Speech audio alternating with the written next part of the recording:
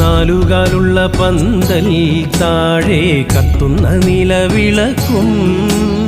പീഠത്തിൽ കുറുവടിയും ചേലിൽ പൊന്നുടയാടകളും പൊന്നുണ്ണിമായ വരാൻ നോമ്പുമായി കോമരം കുളിക്കുറിയായി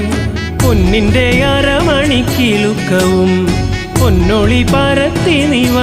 തൊഴുകൈ കൂപ്പി നിന്നടിയൻ പദമലരായി തീർന്നലിയാൻ ശങ്കരസൂനോ സങ്കടം തീർക്കും വിഷ്ണുമായ സ്വാമി